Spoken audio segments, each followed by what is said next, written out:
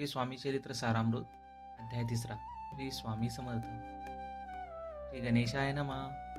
धन्य धन्य ते या जगती स्वामी चरणी ज्यांची भक्ती, त्यांची नाही पुनरावृत्ती. पद पावती कैवल्य निर्विकार स्वामी मूर्ती. लोका चमत्कार धाविती. काही वर्षे करुणी भवस्ती. मंगळवेढे सोडिले मोळा माझे वास्तव करती. अपाट टोळ झाले भक्त तेथे साकल्य वृत्त. अल्पमती केवी वरून सवे घेऊन स्वामींची. टोळ जाती अक्कलकोटाची अर्धमार्गावरून टोळांची. मागे परतणे भाग पडे. टोळ गेली परतुनी. स्वामी चालले उठून. बहुत वरचिले सेवकांनी तरी नच मानिली त्या.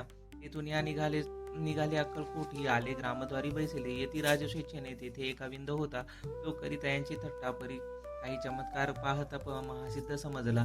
पूर्व पुण्यास्तव निश्चिती. आले चोळप्पा ते गृहापती. स्वामीशी जाणून ईश्वरमूर्ती. चोळप्पा करी आदर.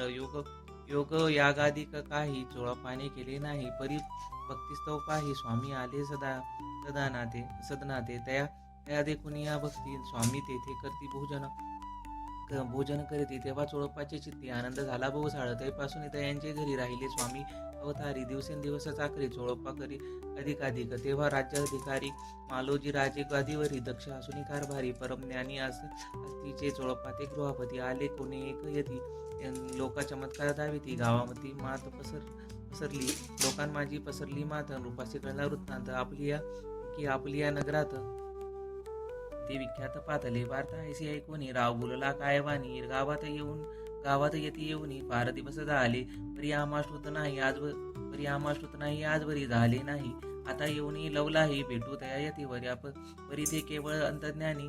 ऐसी वार्ता ऐकली कानी. ते येऊनी ते सतत येऊनी आत्ताच तिथी दर्शन. राव मुखातील पाणी निघाली तोची. येथे मूर्ती पुढे टाकली. सकळ सभा चकित झाली. मधी उंगली रायाची. कोण पटली अंतरी. स्वामी केवळ अवतारी. भक्ती पोहणी गेली दुरी चरणी. भक्ती जळली सकळ सभा आनंदिली. समस्त पावली वंदिली. षोडोपचारी पूजिली. स्वामी मूर्ती रूप राय. इथे श्री स्वामी चरित्र सारामृत. नाना प्राकृत कथा समज प्रेमळ भक्त परिसुत अयोध्या घोड्या श्री स्वामी राजार्पण वस्तू शीर वस्तू शुभ वस्तू. श्री स्वामी समर्थ चरणार्पण वस्तू.